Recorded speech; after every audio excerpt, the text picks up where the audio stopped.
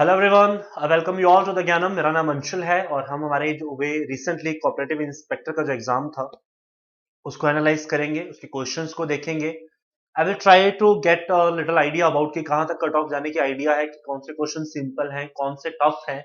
कुछ questions out of the box हैं as per the described syllabus as well. तो one by one questions को देखते हैं और देखते हैं कि किस लेवल तक का ये एग्जाम रहा है हमारे पास। ठीक है, चलिए we will start with the very first question.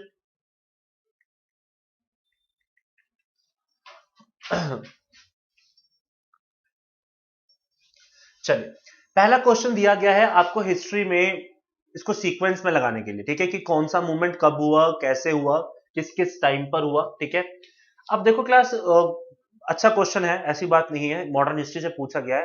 लेकिन बच्चे मोस्ट ऑफ द टाइम ये रिवोल्ट्स और रेबेलियंस मिस कर जाते हैं। इंडिगो रिवोल्ट तो खैर सबने पढ़ा होता है, but somehow we miss this chance. ठीक है, तो इसका करेक्ट सीक्वेंस का आंसर वैसे आपके पास जो रहेगा वो रहेगा ए। राइट आंसर इसका ए है। सबसे पहले आपके पास सन्यासी मूवमेंट है। ठीक है, 1770 के अराउंड है ये। ठीक है, then moves to your the Santhal revolt, जो कि आपका 1755 के आसपास था। ठीक है, 1855 सॉरी। और 1859 के आसपास आपका इंडिगो रिवोल्ट है, और मुंडा रिवोल्ट आपका 1899 के आसपास है। ठीक है, तो ये चार सीक्वेंस हैं जो आपको बेसिकली पता होने चाहिए थे। तो आप जैसे हिस्ट्री के लिए डेट्स भी थोड़ा सा याद रखने की कोशिश करो, सीक्वेंस क्रोनोलॉजिकल ऑर्डर में पूछा जाता है। तो right answer will become A. ठीक है, चलिए let us move to the next question. Under whose leadership was the mission sent to Kabul by Lord Auckland. ये अच्छे लेवल का क्वेश्चन है क्लास। ठीक है, पहले वाला क्वेश्चन मैं टफ नहीं कहूंगा, क्योंकि जब आप हिस्ट्री को पढ़ते हो तो आपको ये चीजें याद होनी चाहिए सीक्वेंस में। ये क्वेश्चन बहुत इन डेप्थ था। सबको पता है कि लॉर्ड ऑकलैंड के टाइम पर आपका एंग्लो अफगान वॉर था, लेकिन उन्होंने किसको मिशन के लिए भेजा था Kabul? 10 person was Alexander Burnes. ठीक है, चलिए नेक्स्ट क्वेश्चन देखते हैं। In the battle of Plassey in the 1757 Sirajuddaulah was defeated by the English East India Company mainly due to the treachery of the commander in chief. Question ये है कि प्लासी के युद्ध में सिराजुद्दौला जो नवाब है बंगाल के, वो हार जाते हैं, तो वो किसके ट्रेचरी, किसके धोखाधड़ी की वजह से हारते हैं? तो बहुत आसान क्वेश्चन था क्लास, मीर जाफर। क्योंकि इसके बाद इनको क्या बनाया गया था? नवाब बनाया गया था। ठीक है, मीर जाफर, राय दुर्लभ, जगत सेठ, ये लोग थे डिफरेंट डिफरेंट कैटेगरी से, लेकिन उस समय नवाब की सेना का जो कमांडर इन चीफ था वो कौन था? मीर जाफर था। तो आंसर हो जाएगा ए। चलिए next is who founded and edited the three most important papers. Punjab GK से भी रिलेट करता है, सेंट्रल जीके से भी रिलेट करता है। बहुत आसान क्वेश्चन था क्लास। लाला लाजपत राय ने पंजाबी, वंदे मातरम एंड द आपका द पीपल लिखा है। ठीक है क्लास, क्वेश्चन दो बहुत आराम से एलिमिनेट हो सकते थे अगर आपको कुछ भी नहीं पता था। एनी बेसेंट सुब्रमण्यम अय्यर, थोड़ा सा दिमाग लगाते तो पीता भी सीता रमैया भी आपके पंजाबी से तो एलिमिनेट हो ही जाते। तो बहुत आसान क्वेश्चन है, by the options Lala Lajpat Rai is the right answer. ठीक है, चलिए arrange the following events from the period of 1944 to 47 in a correct chronological order. This is a bit difficult question अगर आपने इस क्लोज इवेंट्स को फॉलो नहीं किया हुआ। क्लोज इवेंट्स का मेरा यहां पर मतलब है कि जो सीक्वेंस है 44 से लेकर 47, वो कुछ कुछ मूवमेंट पे चेंज हो रहा है, तो उसको देखने की कोशिश करते हैं। सबसे पहले आपके पास क्या हो रहा है? थर्ड आपके पास बनेगा इसके जो पहला इवेंट हमारे पास होगा इस केस के अंदर, वो आपके पास क्या होगा? Direct action day. ये अगस्त 1946 में था। फिर सितंबर 1946 में सरकार जो बनती है, ठीक है, उसके बाद फरवरी में अनाउंसमेंट हुई थी 1947 में कि देश छोड़ दिया जाएगा। और उसके बाद मार्च में आपके पास क्या आता है? माउंटबेटन प्लान आता है। तो देख रहे हो महीने से ही आंसर बदल रहा है। डायरेक्ट एक्शन अगस्त 1946 में था, सितंबर में आपकी इंटरिम गवर्नमेंट बनती है जिसको sorry class, Jawaharlal Nehru lead करते हैं। देन 1947 फेब के अंदर क्लीमेंट एटली जो कि अनाउंसमेंट करते हैं कि हम जून 1948 तक इंडिया छोड़ देंगे। और उसके बाद माउंट बैटल प्लान जो मार्च 1947 में आता है। ठीक है, चलिए नेक्स्ट क्वेश्चन देखते हैं क्लास। बहुत आसान क्वेश्चन है क्लास। कौन से चाइनीज पिलग्रिम आपके चंद्रगुप्त मौर्य के समय पर आए थे? तो आंसर होगा फाहिम। स्टैंडर्ड हिस्ट्री के कुछ क्वेश्चंस बहुत स्टैंडर्ड हैं, एंड कुछ क्वेश्चंस आपके बहुत ज्यादा ही आगे की तरफ टफ जा रहे हैं। ठीक है, तो बैलेंस थोड़ा सा ऑफ बीट है पेपर का। या तो क्वेश्चन बिल्कुल आसान है या क्वेश्चन बिल्कुल डिफिकल्ट है। ठीक है, बीच के क्वेश्चन थोड़े से मुझे कम दिख रहे हैं। ठीक है, and this is my on interpretation of this exam class. ठीक है, क्योंकि हर एक का अपना अपना सिस्टम होता है। कोई इंस्टीट्यूट या कोई और ऑर्गेनाइजेशन कहेगी बहुत आसान है, कोई कहेगी बहुत टफ है। तो मेरा नैरेटिव थोड़ा सा इसका लेकर ये है कि पेपर या तो बिल्कुल आसान है या बिल्कुल डिफिकल्ट है। और बहुत चीजें आउट ऑफ द बॉक्स है जो सिलेबस में डिफाइंड नहीं थी, ठीक है। जैसे ये क्वेश्चन हम इसकी हम बात करें तो सिलेबस में मेडिवल हिस्ट्री मेंशन नहीं थी, लेकिन उससे क्वेश्चन जरूर पूछा गया है, बट क्वेश्चन आसान था। अगर आपने मेडिवल कभी पढ़ी हो तो दीवाने कोही का जो डिपार्टमेंट है वो एग्रीकल्चर से रिलेटेड था, सीधा वन लाइनर क्वेश्चन है, इन डेप्थ नहीं गया ये क्वेश्चन, बट अगेन मेडिवल से आया जो आपके पोर्शन में पहले मेंशन नहीं था। Which of the following of the hits in the Odisha Hathigumpa inscription of Karavela present? अब एंशिएंट हिस्ट्री का क्वेश्चन है क्लास, ठीक है। ये क्वेश्चन टफ भी है क्लास, थोड़ा सा मैं कहूंगा, क्योंकि चलो ये क्वेश्चन तो पूछे जाते हैं कि हाथीगुम्बा इंस्क्रिप्शन किससे रिलेट करता है, किसके बारे में बताता है, कहां पर है, बट एग्जैक्टली उसकी हिल्स का नाम पूछना is a bit depth question, तो Udayagiri is the right answer, ठीक है, उदयगिरी के अंदर है ये। Next, on which river side of the Punjab was the ancient Greek settlement Bucephala was situated? तो ये उस समय की बात है जब अलेक्जेंडर भारत आते हैं और झेलम का युद्ध लड़ते हैं, हाइडा पास का युद्ध लड़ते हैं, तो आंसर इसका झेलम ही था। अगेन एंशिएंट हिस्ट्री, ठीक है, पंजाब जीके से रिलेट करके क्वेश्चन पूछ लिए गए ancient history. Again medieval history, Firdausi the writer of Shahnameh was the poet literate of the court of which ruler? तो शाहनामा मोहम्मद ऑफ गजनवी के समय में थे जिन्होंने शाहनामा लिखा था। दुनिया के सबसे लॉन्गेस्ट पोएम्स में से एक है शाहनामा, 28 पन्नों में लिखी गई है ये, ठीक है। चलिए next, the ruler who gave permission to East India company for establish a factory at Surat? फिर मेडिवल हिस्ट्री का क्वेश्चन है, जहांगीर इसका राइट आंसर है। 1611 में परमिशन दी थी और 1613 के अंदर ये फैक्ट्री आपकी परमानेंट हो गई थी, ठीक है। सर कैप्टन मिडलटन और सर थॉमस रॉय इसके अंदर जो पायोनियर थे। Okay, this question is justified क्योंकि मॉडर्न हिस्ट्री सिलेबस में मेंशन थी, और हालांकि 1857 के बाद है, बट उससे पहले का जो एडवेंट है वो काउंट हो जाता है। ब्लू वाटर पॉलिसी आपकी पुर्तगाल की थी, फ्रांसिस्को डी अल्माइडा जो कि पहले गवर्नर भी बने पुर्तगाल के, इन्होंने इंडियन ओशन के अराउंड एक फ्लीट को सेटअप किया था कि कोई भी नेवल मतलब कोई और ट्रेडिंग के लिए भारत ना आए, और ये 100 साल तक कामयाब भी रहे क्लास, ठीक है। This is blue water policy. Next, who among the following wrote Pagdi Sambhal जट्टा? तो बहुत रिपीटेड क्वेश्चन है पंजाब जीके का, बहुत बार आया हुआ है और इजी भी है। Banke Dayal is the right answer, ठीक है। लेजेंड ऑफ भगत सिंह जो मूवी थी Sardar, legend of Bhagat Singh by Ajay Devgan, उसमें इस गाने को बहुत अच्छे से दर्शाया भी गया था, पगड़ी संभाल जट्टा। चलिए, to which village did the Sikh warrior women Mai Bhago belongs? ठीक है, तो Jhabal is the right answer, ठीक है, माई भागो जी। और पंजाब जीके से क्वेश्चन पूछा गया है, स्टैंडर्ड क्वेश्चन है क्लास, नॉट दैट डिफिकल्ट।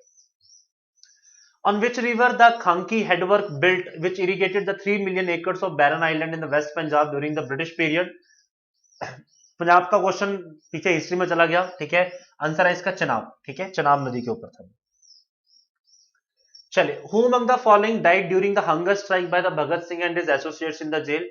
तो the name of the person was Jatin Das. 64 days के बाद इनकी डेथ हो गई थी क्लास, और ये वो पर्सन है जिन्होंने सरदार भगत सिंह यानी एचआरएसए की जो टीम है उसको बम बनाना सिखाया था। मतलब केमिकल प्रोफेसर, केमिस्ट्री के प्रोफेसर थे, बंगाल से थे। 64 डेज के बाद इनकी डेथ हुई थी हंगर स्ट्राइक से, ठीक है। चलिए, अरेंज द फॉलोइंग, अब क्रोनोलॉजिकल ऑर्डर, अगेन दूसरा क्वेश्चन भी वैसा ही पूछा गया है, तो अब जरा ध्यान से देखते हैं क्रोनोलॉजिकल ऑर्डर क्या है। सबसे पहले Simon commission 1927, communal awards 1932, Wavell plan 1945, cabinet mission plan 1946। तो आसान था क्वेश्चन क्लास, बहुत गैप के ऊपर क्वेश्चन पूछा गया, अगर पहला दूसरा भी पता होता तो पता लग जाता। तो 2 1 2 1 3 4 1 4 2 1, ठीक है, 3 4, ठीक है, 4 3, सॉरी 4 3 बी आएगा, 4 3 पहले 45 में वेबल प्लान है, ठीक है। चलिए, अब मैच द फॉलोइंग के टर्म में है, ठीक है। एक तो बड़ी फेमस बुक है क्लास, जैसे आपको पता ही होगा, आपके जो अमृता प्रीतम दी है, इन्होंने पिंजर लिखी थी जिसके ऊपर मूवमेंट भी आई थी, ठीक है। उसके बाद जसवंत सिंह जी ने लहूदी लॉ लिखा है आपके। उसके बाद जो हमारे संत शेखो जी हैं, इन्होंने लिखा था संत सिंह शेखो लहू मिट्टी, और मोहन सिंह ने लिखा था आपका बूहे, ठीक है। तो दिस इज द सीक्वेंस, तो आपके आंसर हो जाएगा 1 का 3 है, दिस वाज द आंसर। 2 1 का 2, 3 का 4 एंड 4 का 1। पंजाब जी के लिटरेचर पोर्शन से क्वेश्चन पूछा गया। Identify the historic site that does not exist in the Indian right now? तो रोहतास फोर्ट, ये राइट नाउ पाकिस्तान में है, बाकी सारा कुछ आपके पास पंजाब में है। आम खास बाग अमृतसर में है, खैरुद्दीन मस्जिद आपकी अमृतसर के पास ही है, और बहादुरगढ़ किला आपका है, that's in your Patiala. Which of the following is not a folk instrument of the Punjab? ठीक है, तो रावण हत्था ये राजस्थान का है, ठीक है, राजस्थान और मध्य प्रदेश के आसपास आपने देखा भी, अगर राजस्थान के कुछ लोग जो बजाते हैं रख के ऐसे साइड में छोटा सा रावण हत्था। ठीक है, तो ये फोक नहीं है। How many districts of Punjab share the boundary with the Pakistan, तो ये भी बड़ा नॉर्मल क्वेश्चन ही रहा है, स्टैटिक क्वेश्चन है पंजाब से, 4 डिस्ट्रिक्ट टच करते हैं पंजाब के। चलिए अब ये क्वेश्चन थोड़ा सा डिफिकल्ट है क्लास, करंट अफेयर को इन्होंने बहुत स्टैंडर्डाइज करके पूछा है, तो क्वेश्चन अच्छा है। वो कह रहा है आपको the winter diesel specialised fuel was introduced by the Indian Oil Corporation, choose the correct statement, correct statement चुनिए, ठीक है। पहली स्टेटमेंट देखते हैं, it contains the additive to maintain the lower viscosity, can be used at temperature up to -100 degree. तो ये last word गलत था क्लास, ये -30 डिग्री के आसपास यूज होता है, ठीक है। लो केटेन रेटिंग है, नहीं हाई होती है, तभी काम, तभी तो लोअर लेवल में जाके लिक्विड रहेगा। सल्फर कंटेंट हाई है, नहीं सल्फर कंटेंट लो होता है इस केस में। It is a super specifically use the high altitude region, low temperature region such as Ladakh where ordinary diesel become unstable. तो ये स्टेटमेंट थी, तो इसका मेन पर्पस यही था कि पहाड़ों के अंदर जो हमारे ट्रक्स वगैरह चलते हैं, जो इंडियन आर्मी को सपोर्ट देना होता है, तो डीजल की बड़ी प्रॉब्लम हो जाती है, तो उसके लिए बड़ा हेल्पफुल रहा है, ठीक है। तो इसके अंदर अगर हम स्टेटमेंट वाइज क्वेश्चंस को देखते हैं, इसमें ऑप्शंस में नहीं गिवन है, ठीक है। तो fourth statement is only the which is true, बाकी सारी की सारी फॉल्स है हमारे पास, ठीक है। चलिए नेक्स्ट क्वेश्चन को देखते हैं कि अगर एप्रोप्रिएशन बिल आता है, सबसे पहले तो हमें पता होना चाहिए आर्टिकल नंबर 114 है जो एप्रोप्रिएशन बिल से डील करता है। अगर वो लोकसभा से पास हो जाता है तो क्या होगा, अगर हम ध्यान से देखें तो मनी बिल की कैटेगरी में फॉल करता है, बजट बनने के बाद एप्रोप्रिएशन होती है उसकी, तो मनी बिल में कुछ खास पावर तो है नहीं, तो राज्यसभा या तो सिर्फ डिस्कस कर सकती है या पास कर सकती है, मॉडिफाई और रिजेक्ट करने का तो पर्पस ही नहीं है, तो 1 और 4 ठीक है। क्वेश्चन ज्यादा डिफिकल्ट नहीं था, थोड़ा सा कॉमन सेंस लगा के आंसर हो सकता था। ये कॉमन सेंस तब लगती है अगर आपको एप्रोप्रिएशन बिल का पता होता है कि किससे रिलेट करता है, ठीक है। चलिए next, the function of the public accounts committee class, ये क्वेश्चन आपका टफ आया है, ठीक है, कि पब्लिक अकाउंट्स कमेटी आपकी किससे रिलेट करती है। अकॉर्डिंग टू अस, हमारे लिए ये क्वेश्चन का जो थोड़ा सा प्रॉब्लम ये है कि थर्ड स्टेटमेंट इसकी बाउंस कर रही है, ठीक है। मोस्ट ऑफ जगह पे इसका answer all of the correct दिया हुआ है आपके पास, ठीक है। तो we have to check this question out. तो 23 क्वेश्चन को मैं 4 क्वेश्चन को मैं ऑफिशियल आंसर की के लिए छोड़ रहा हूं, क्योंकि इसका हम स्टेटमेंट्स को वेरीफाई कर रहे हैं और पॉलिटी में वर्ड से आंसर बदल जाता है, तो we have to cross check it out rather than giving you the wrong answer. लग हमें ऐसा रहा है कि सिर्फ थर्ड स्टेटमेंट का issue, otherwise all of the correct is the right answer, ठीक है। तो we will check it out, ठीक है। ये हमें भी इसकी श्योरिटी नहीं दे रहे कि ये सही होगा या नहीं होगा। चलिए, in connection to the Government of India Act 1935 consider the following statement. वो कहता है कि इन सारी स्टेटमेंट्स को गो थ्रू करो। The act came into effect in 1937, बिल्कुल ठीक है, ये 1937 में इफेक्ट में आया था, बना 1935 में था। The act laid down that the high court would be composed of the at least 3 जजेस of whom one could be chief justice, ये ठीक था सिस्टम, ठीक है। The act ensured the provisions of all India government services, तो ये system भी आपका ठीक है, ठीक है। और in according to the act the governor general was only required to act according to the advice of council of ministry, ये गलत है। एक्ट अकॉर्डिंग नहीं था, डिस्क्रिशनरी था। डिस्क्रिशनरी का मतलब होता है अपनी बुद्धि से चलना, तो फोर्थ स्टेटमेंट गलत है, जहां भी तुम्हें फोर्थ दिख रहा है वो गलत थी। 1, 2 और 3 स्टेटमेंट आपकी क्या हो जाएगी, करेक्ट हो जाएगी। डिस्क्रिशनरी वर्ड था, अपनी बुद्धि से चल सकता है, उसमें इसको बाउंड नहीं किया गया था। नेक्स्ट, मैथ का लिस्ट थी हमारे पास, ठीक है। लॉर्ड क्लाइव के समय में आपके पास डुअल गवर्नमेंट थी, ठीक है। लॉर्ड वेलिस्ले सब्सिडरी लाइसेंस, डलहौजी के समय में डॉक्ट्राइन ऑफ लैप्स, कर्जन के समय में इंडियन यूनिवर्सिटी है, ठीक है। तो आंसर देखोगे तो आसान क्वेश्चन है, ए का 4, ठीक है, बी का 1, ठीक है, तो आंसर हो जाएगा मेरे पास बी, ठीक है, राइट आंसर बी हो जाएगा इसके अंदर। चलिए, विच among the following is not a world bank unit, बड़ा आसान क्वेश्चन है क्लास। अगर आप इंटरनेशनल ऑर्गेनाइजेशंस नहीं पढ़ी तो आपको थोड़ी सी दिक्कत होती है, अदरवाइज ये क्वेश्चन में डिफिकल्ट नहीं कह सकता हूं। सबको पता है यार, आईएमएफ सेपरेट यूनिट है, ठीक है, आईएमएफ का कोई लेना देना नहीं है, आईएमएफ अलग है। इंटरनेशनल फाइनेंस कॉर्पोरेशन उसी का यूनिट है, इंटरनेशनल डेवलपमेंट एसोसिएशन इसी का यूनिट है, मल्टीलेटरल इन्वेस्टमेंट गारंटी एजेंसी भी वर्ल्ड बैंक है। आईएमएफ इसका पार्ट नहीं है, वर्ल्ड बैंक है एंड आईएमएफ पढ़ते हैं हम हमेशा, अलग है वो यूनिट, ठीक है। ये आपको पता होना चाहिए था, अलग सी चीज है। चलिए जी, the Marshall plan that was used by US program providing economy assistance to western Europe is following the destruction of world war 2, who was the president during the Marshall plan. World history से question है class, after the maths of the world war 2 before the rise of the cold war era. तो इसका answer था Harry S Truman, जिन्होंने Nagasaki और Hiroshima पे बम गिराने का फरमान जारी किया था। तो Harry S Truman was the person जिन्होंने मार्शल प्लान को लेआउट करवाया था, ठीक है। चलिए, ये क्वेश्चन डिफिकल्ट है क्लास, क्योंकि आई नो यहां तक लोग नहीं पढ़ते हैं, ठीक है, ये क्वेश्चन थोड़ा सा डिफिकल्ट है। Next is the NAFTA north America free trade agreement was replaced by, ये करंट अफेयर्स का क्वेश्चन है। जनरली हम एडवाइस करते हैं कि एक साल पहले के करंट अफेयर पढ़ो, बट ये थोड़ा सा एक साल पीछे चला गया अपनी एडवर्टाइजमेंट के हिसाब से, तो 2022 का क्वेश्चन पूछा गया है। तो UMCA United States Mexico Canada agreement इसका रियल आंसर है, ठीक है। चलिए next, with reference to the self help groups. अब क्लास इसमें ना एक वर्ड से ही क्वेश्चन का गड़बड़ हो रहा है, दोनों जगह पे रूरल पुअर की बात की गई है, और ऐसा कुछ नहीं है कि सेल्फ हेल्प ग्रुप सिर्फ रूरल डेवलपमेंट या रूरल पार्ट्स के लिए होते हैं, तो आंसर हो जाएगा नीदर वन नीदर टू। अगर इसमें से मैं दो शब्द हटा दूं तो आंसर स्टेटमेंट ठीक हो जाती है, बट रूरल शब्द लगाकर इन्होंने गड़बड़ की है, सेल्फ हेल्प ग्रुप्स कहीं पर भी काम कर सकते हैं, ठीक है।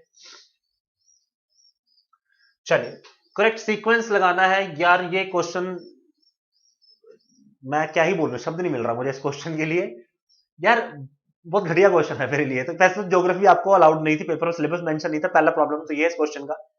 सेकेंडरी इतने क्लोज लैटिट्यूड्स कौन पूछता है यार, मतलब ये तो एग्जामिनर चाहता ही नहीं आप पढ़ो, इसमें तो तुक्का लगाने का भी मतलब चांस नहीं था। बहुत डिफिकल्ट क्वेश्चन है, मेरे भी बड़ा टाइम वेस्ट हुआ इस क्वेश्चन को सॉल्व करते हुए, ठीक है। तो एक बार देख लेते हैं इसके लैटिट्यूड्स क्या है आपके पास, ठीक है, बहुत क्लोज है 11.93,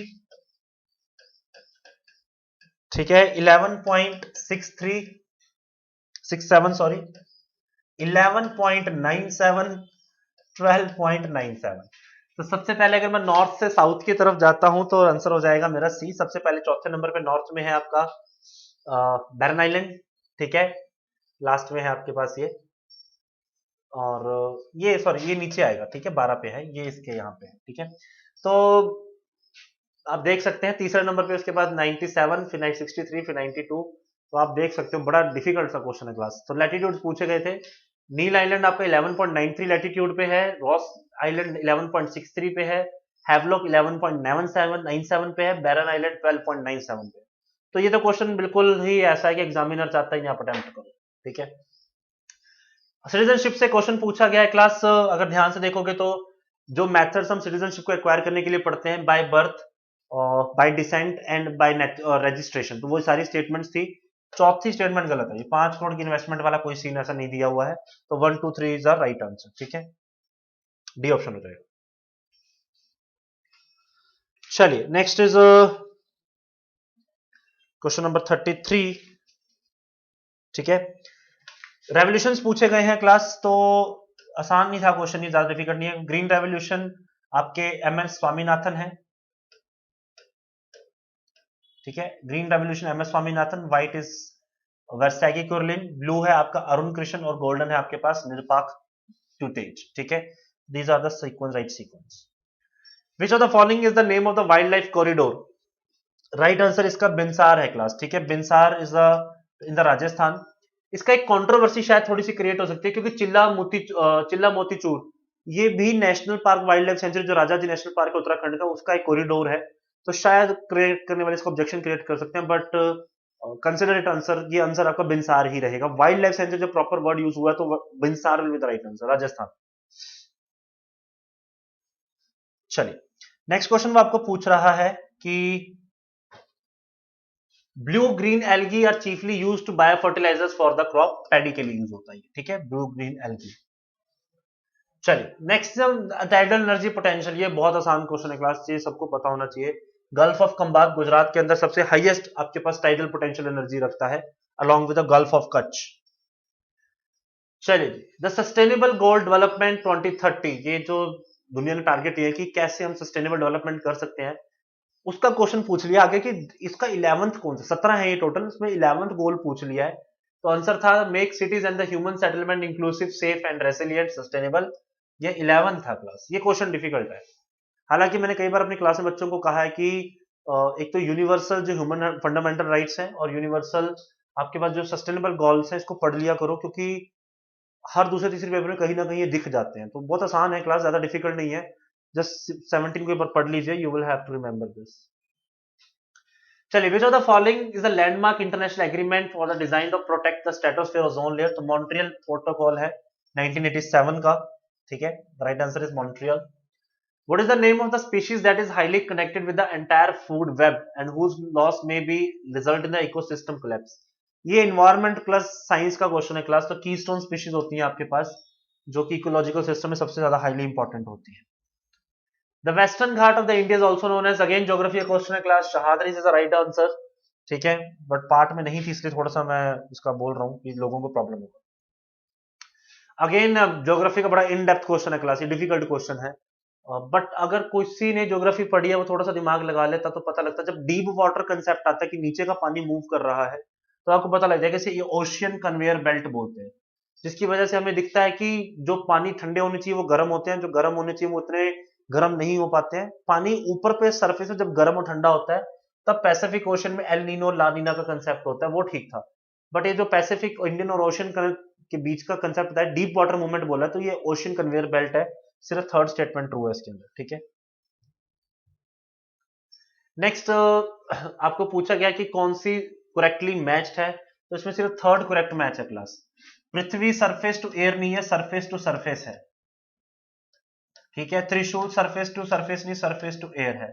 और ये लाइट कॉम्बैक्ट एयरक्राफ्ट नहीं है, ये रॉकेट लॉन्चर है आपका, ठीक है, लॉन्चर। इसकी रिसेंटली टेस्ट फायर किया गया, इसकी रेंज को चेक किया गया पिनाका को, ठीक है। तो right answer will be only three statement. Nag is the anti tank missile. Solar eclipse, again geography का क्वेश्चन है, क्वेश्चन आसान है लेकिन वही जिन्हों अपने माइंड सेट तक ज्योग्राफी नहीं करनी है क्योंकि सिलेबस में मेंशन नहीं है। क्लास में अभी भी कह रहा हूं आगे वाले पेपर के लिए ज्योग्राफी पढ़ लो यार, मत छोड़ो, ठीक है। पता नहीं इसको बच्चे बच्चे रेट लगाते हैं नहीं लगाते, but really don't know what the government is up to, but जब इतना पढ़ रहे हो तो ज्योग्राफी पढ़ लो यार, आसान क्वेश्चन है। न्यू मून इसका राइट आंसर था आपके पास, न्यू मून डे पे होता है, ठीक है।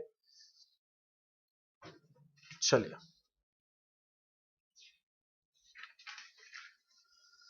क्वेश्चन नंबर 43 तक हो चुका है हमारा, ठीक है। चलो नेक्स्ट इज नासा का जो पार्टिसिपेंट था इंटरनेशनल मिशन टू मार्स 2022 का, एक्सोमार्स रोवर और सरफेस प्लेटफॉर्म, तो ये भी काफी न्यूज में रहा है क्लास कि कभी लाइफ मार्स पे एग्जिस्ट की है या नहीं की है, उसके बारे में स्टडी थी। A is the right answer, Mars पे जिंदगी ढूंढने की खोज चल रही है। एलपीजी जर्नलाइज क्वेश्चन है क्लास, साइंस फील्ड का है लेकिन, ठीक है। ब्यूटेन एंड प्रोपेन इसके मेजर कंटेंट्स होते हैं क्लास, ठीक है। चलिए, ever rising emission of green house gases is considered as the major cause of the global warming and climate change. तो इसका करेक्ट पूछ रहा है कि green house in the atmosphere होता क्या है, वो ये बता रहा है कि ग्रीन हाउस की वजह से आपके फायर राइजिंग एमिशन की वजह से ग्रीन हाउस गैसेज अफेक्ट हो रही हैं, बट इसका कारण क्या है। इसमें ना अगर आप ध्यान से देखते हैं ना क्लास, तो हर जगह पे ना बस एक एक वर्ड का फर्क था। तो राइट आंसर इसका इंफ्रारेड रेडिएशन है क्लास, ठीक है। तो D is the right answer, बाकी सारी स्टेटमेंट्स ठीक थी, बस एक इंफ्रारेड वर्ड से आंसर बदल रहा है, तो right answer is D. Which of the following crop genome was the first to be sequenced? तो rice is the right answer, ये आई होप सबको पता होगा, राइस पहली थी इसका जीनोम कोड सेटअप किया गया। UPOV, which of the following is the right answer, ठीक है। तो ये इंटरनेशनल यूनियन है for the protection of new varieties of plants, plants के लिए है आपका यूपीओवी, ठीक है। This is for the plants, ठीक है। चलिए next, which of the following are the energy foods? Carbs और फैट्स ही होते हैं क्लास जो एनर्जी देते हैं। प्रोटीन्स में एनर्जी नहीं होती है, वाइटामिन में एनर्जी नहीं होती है, वाटर और फेज भी आपको एनर्जी नहीं देते, ठीक है। तो मेन कंटेंट जो एनर्जी का सोर्स है वो कार्ब्स और फैट्स होते हैं, ठीक है। ज्यादा एनर्जी फैट्स देते हैं, क्विक एनर्जी कार्बोहाइड्रेट्स देते हैं, ये भी ध्यान रखना है। The first enzyme that mix with the food is salivary amylase. Food की डाइजेशन सबसे पहले मुंह में शुरू होती है, जब हम खाने को चबाते हैं उसको जूस निकलता है, ठीक है। तो ये इसका राइट आंसर, आसान है क्वेश्चन क्लास, डिफिकल्ट नहीं है, बट वही है ना, पढ़ा नहीं है। सुपर कंप्यूटर्स के ऊपर क्वेश्चन आ गया क्लास, कंप्यूटर भी सिलेबस में काइंड ऑफ मेंशन नहीं था बट पूछा गया है। तो पहली स्टेटमेंट ट्रिक थी, परफॉर्मेंस ऑफ सुपर कंप्यूटर हमेशा फ्लोटिंग पॉइंट्स ऑपरेशंस पर सेकंड फ्लॉप्स के ऊपर होती है। और दूसरी स्टेटमेंट गलत है क्लास, एक ही हो सकती है ना, दो नहीं हो सकती, मिलियन इंस्ट्रक्शन पर सेकंड नहीं है, ये कैलकुलेटिंग स्पीड होती है। और परम 8000 इंडिया का पहला सुपर कंप्यूटर था क्लास 1990 के अंदर, ठीक है। चलिए नेक्स्ट इज, ये भी आपका क्वेश्चन आसान है, आजकल वैसे न्यूज में भी बहुत चलता है, हमें हर बार गूगल गूगल गाउड करते रहते हैं कि ट्रैप से फंसो। इस ट्रैप को कंप्यूटर की लैंग्वेज में फिशिंग बोलते हैं क्लास, ठीक है। फिशिंग, फिशी है ना, बोलते कुछ चीज फिशी है। चलिए, सस्टेनेबल डेवलपमेंट किसको रेफर किया जाता है क्लास? जिसमें इन्वायरमेंट नेगेटिवली इंपैक्ट ना हो, long lasting development without impacting the environment negativity, तो A is the right answer. The first robot citizen बहुत न्यूज में रहा था class, humanoid Sophia is the right answer, ठीक है। चलिए, which institution launch the fast and secure transmission of electronic record, ये supreme court ने किया था क्लास। कई बार बेल ऑर्डर्स देने होते हैं, ठीक है, कईयों को बंदा बेल की वेट करता रहता है, फिजिकल फॉर्म में लेटर नहीं आता, बंदा 3 दिन जेल में एक्स्ट्रा पड़ा रहता है, तो बेल ऑर्डर्स ऑनलाइन ट्रांसफर हो जाएंगे, सारे रिकॉर्ड्स मेंटेन होंगे। बहुत अच्छा सिस्टम सेटअप किया है आपकी सुप्रीम कोर्ट ने, ठीक है। Next is eastern waterways connectivity. अगर आप जरा ध्यान से देखो ना क्लास, अफगानिस्तान का तो कोई तुक ही नहीं बन रहा था, ठीक है, श्रीलंका का भी कोई तुक नहीं बन रहा था, तो जहां पे अफगानिस्तान और श्रीलंका दिख रहे वो हटा देते तो आंसर मिल जाता। नेपाल, इंडिया, भूटान, बांग्लादेश, म्यांमार, और इसमें जो मेजर रिवर यूज होनी थी वो आपकी ब्रह्मपुत्र थी, ठीक है। तो ये क्वेश्चन प्रेजेंस ऑफ माइंड पे था क्लास, करंट अफेयर से तो है बट प्रेजेंस ऑफ माइंड के ऊपर था कि ईस्टर्न साइड पे अफगानिस्तान को आप कनेक्ट नहीं कर सकते हो। यार ये तो पहले ही गलत हो गया, 2 गलत हो गए आपके। श्रीलंका को किसी वाटरवे से कैसे कनेक्ट करोगे आप, वो तो ऑलरेडी वाटर में ही है ना। तो ध्यान से देखते तो बस एक ये थोड़ा श्रीलंका वाला डाउट हो सकता था किसी को, अदरवाइज ये क्वेश्चन डिफिकल्ट नहीं था क्लास। चलिए, next is Indian navy commission the new naval station INS Kohassa, ये किसके नाम पर है? तो ये व्हाइट बिलीड सी ईगल होती है जिसके नाम पर कोहासा कहा जाता है, जिसे आईएनएस कोहासा इसको सर्च किया गया, ठीक है। Next, which country has propose to ban the sale of petrol and diesel vehicles by year 2030? तो आपके पास आंसर है यूके। हालांकि यूरोपियन यूनियन ने भी इसकी अनाउंसमेंट कर दी है कि हम आने वाले समय के अंदर सारे पेट्रोल डीजल व्हीकल्स खत्म करके इलेक्ट्रिकल व्हीकल्स या और किसी एनर्जी सोर्स के ऊपर मूव करेंगे, ठीक है। But UK was the first one. What is the name of the joint military exercise that involves Indian navy, Indian army, Indian air force? तो इसका आंसर है सागर कवच, ठीक है, सागर कवच का ये आंसर था। चलिए, नेक्स्ट इज IWWAGE। अब ये क्वेश्चन मुश्किल है क्लास, ये टोटल लीग से आउट क्वेश्चन है अगर तुमने कुछ भी नहीं पढ़ा है, ठीक है। तो ये इनिशिएटिव था what works to advance women and girls in the economy. किस तरीके से हम लोग इस तरीके से कर सकते हैं कि इंडियन इकोनॉमी भी आगे बढ़े और महिलाएं और बच्चे भी, गर्ल जो महिलाएं हैं, लड़कियां हैं, वो भी आगे बढ़े, दोनों को आगे लेकर जाना एक साथ। Next is terrorist of which of the following do not touch the Dead Sea, sorry territories है, मैंने टेररिस्ट बोल दिया, टेरिटरीज किसकी जज नहीं करती है।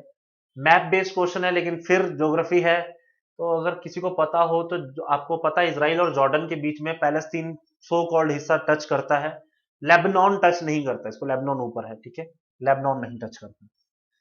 कंसिडर द फॉलोइंग स्टेटमेंट, बहुत डिफिकल्ट क्वेश्चन है क्लास, ये तो मुझे लगता है आधे लोगों ने पढ़ा भी नहीं होगा, दोनों स्टेटमेंट ठीक है, ठीक है। क्रिप्टो वायर इंडिया में लॉन्च होती है और वो इंडिया की 15 बेस्ड मार्केट कैपिटल बेसिस पर जो लिस्ट है क्रिप्टो करेंसीज की उसकी बनाएगी ताकि आप लोगों को बेटर आइडिया हो सके। तो both the statements are correct. Difficult question है क्लास, ये आउट ऑफ द लीग है, बट वही है ना, पीपीएससी पेपर ले, पीसीएस पेपर ले रही है तो शायद कुछ तो पूछेगी ना, बात ये थी।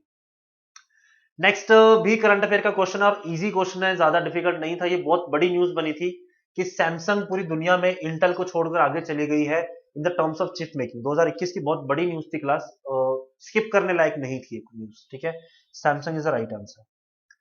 Next, dash has taken over, इसका तो बहुत हवा बना था अभी जब रिपेक का मूवमेंट भी हुआ, तो USA is the right answer, ठीक है, जिसने सबसे ज्यादा चाइना को टेक ओवर किया 2021 और 22 के ट्रेड के अंदर, जब जो बाइडेन साहब ने अनाउंसमेंट भी की थी, ठीक है। तो ये कंट्रोवर्शियल, चाइना ने बहुत मजाक उड़ाया था भारत का और इंडियन इकोनॉमी का इस बात पर। Which of the following will be the Indian Space Research Organisation send a spacecraft to orbit 2022 to study which of the following service? तो Venus is the right answer, ठीक है, ओनली बी, वीनस को search करने के लिए ये गया है। डेविस कप मुश्किल क्वेश्चन पूछा गया यार, बड़ा डिफिकल्ट क्वेश्चन है ये तो, मतलब ठीक है आप ये डेविस कप में पढ़ लेते हो, कौन जीता कौन हारा, विनर्स कौन थे, प्लेयर ऑफ द सीरीज कौन था, ये सब पढ़ लेते हो, बट उसको बैकडेट हिस्ट्री से कनेक्ट करके क्वेश्चन पूछा गया यार, ये बड़ा डिफिकल्ट क्वेश्चन था, ठीक है। तो 66 डेविस का आंसर देखते हैं, तो पहली 3 स्टेटमेंट्स करेक्ट है क्लास, चौथी स्टेटमेंट गलत थी। कैस्पर नहीं बोले गए थे, आपके पास कोई और पर्सन है जो कि मोस्ट वैल्यूएबल प्लेयर बने। ये स्टेटमेंट ठीक थी आपके पास, रशिया जीती है 2-0 से क्रोएशिया को हरा के, ठीक है। मेडवेडेव ने डिफीट किया था मैरी क्लिक को इसमें सिंगल्स में, और रशिया ठीक है, क्रोएशिया तीसरी बार थी इसमें, ठीक है, तीसरा टाइटल देख रही थी बट मिला नहीं। चलिए, नेक्स्ट भी आपका मुश्किल क्वेश्चन है क्लास, इस बार ना एक्चुअली जननपीठ अवार्ड इकट्ठे दिए गए थे 56 और 57, तो शायद लोगों को कंफ्यूजन हुआ होगा, लेकिन पहली स्टेटमेंट ठीक थी। इंडिया का हाईएस्ट लिटरेरी अवार्ड है जिसको आपकी ठीक है। जननपीठ अवार्ड भारतीय जननपीठ ऑर्गेनाइजेशन देती है, ये भी ठीक है, लेकिन ये 1951 में नहीं बना, 1961 में बना है क्लास। ठीक है, तो 1 2 3 स्टेटमेंट ठीक थी, C is the right answer. Next, consider the following statement.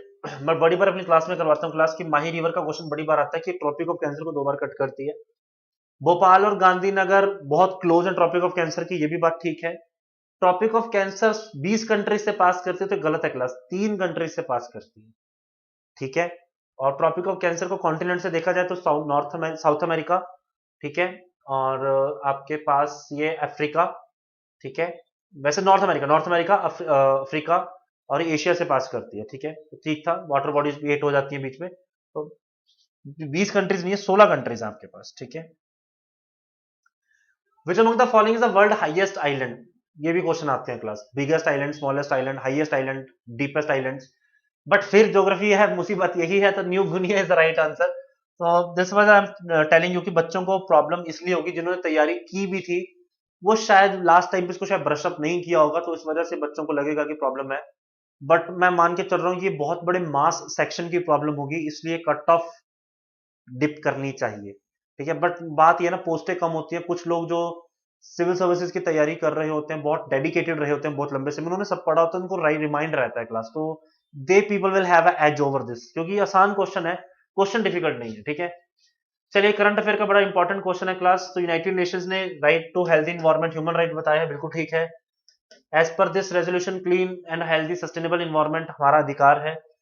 2 जुलाई 28 2022 को इसको पास किया गया था। इंडिया ने इसके अगेंस्ट वोट किया है, ये गलत है, इंडिया ने इसके फेवर में वोट किया है, हालांकि नाराजगी जरूर जताई थी, लेकिन वोट अगेंस्ट में नहीं किया था। ठीक है, ठीक है, तो 1 2 3 स्टेटमेंट इज ट्रू। चलिए, dash will hold the presidency of G20, बहुत फेमस है क्लास, इंडिया करेगी, बहुत भड़कम मचा हुआ इस बात का, अगले 1 साल के लिए हमारे पास आइए। ठीक है, दिसंबर 2023 तक। नेक्स्ट, रिसेंटली हाइड्रा जो हैदराबाद डिक्लेरेशन है, वो ई गवर्नेंस को लेकर था क्लास। ठीक है, बहुत इंपॉर्टेंट न्यूज थी ये कि ई गवर्नेंस को लेकर हैदराबाद डिक्लेरेशन हुआ था। Consider the following statement regarding the GST, अच्छा क्वेश्चन पूछा गया है क्लास, पॉलिटी को और आपके इकोनॉमी को मिक्स करके ये क्वेश्चन बनाया गया है। तो पहली स्टेटमेंट ठीक है, फर्स्ट अमेंडमेंट थी, लेकिन 1 साल जुलाई 2017 में ये लागू हुआ। Germany is the first country, गलत है, France was the first country. Amitabh Bachchan इसके ब्रांड एम्बेसडर थे, तो 1 and 3 is the right answer, तो बी ऑप्शन आंसर हो जाएगा इसका। ठीक है, सेकंड स्टेटमेंट गलत थी, फ्रांस पहली थी। The board of cooperative societies में be surprise to be kept under the which of the following categories. ठीक है, तो इसका जो सबसे पहले कहता है परसिस्टेंट डिफॉल्ट, ठीक है, उसको देखा जाता है, सब सस्पेंड करते जाते हैं जब डिफॉल्ट हो जाती है आपके पास। फिर अगर वो नेग्लिजेंस हो, परफॉर्मेंस ड्यूटीज अगर वो कंप्लाई नहीं करती हैं अपने काम के साथ, जो आरबीआई ने उनको इंस्ट्रक्शंस दी हुई हैं। ठीक है, और being the stalemate in the constitution of the function of the board, अगर वहां पर भी कोई मतभेद होता है संविधानिक तौर पर या फंक्शंस के तौर पर, तो तीनों स्टेटमेंट्स ट्रू हैं इसकी। ठीक है, चलिए, कतर हमाद इंटरनेशनल एयरपोर्ट दुनिया का लगातार दूसरा, दुनिया का सबसे बेहतरीन एयरपोर्ट माना गया है, कतर हमाद एयरपोर्ट दोहा के अंदर है। ऑब्जेक्टिव ऑफ पूरा, अब क्लास ये भी देखो, अच्छा क्वेश्चन है, लेकिन पुराना चल रहा है, ऐसा नहीं है कि नया क्वेश्चन है, पुराना ही चल रहा है पूरा। तो to provide the urban amenities in the rural areas, कुछ ऐसी चीजें, ऐसी फैसिलिटी जो रूरल एरियाज में भी बहुत डिजर्व करती है, होनी चाहिए, कहने को मॉडर्न है लेकिन वहां डिजर्व करती है। चलिए, विच मिनिस्ट्रीज लॉन्चेस द किसान सारथी डिजिटल, मिनिस्ट्री ऑफ एग्रीकल्चर और ministry of information and technology, तो 1 and 2 is the right answer, A statement है, पावर और ड्रिंकिंग का इसमें कुछ लेना देना नहीं था, किसान सारथी।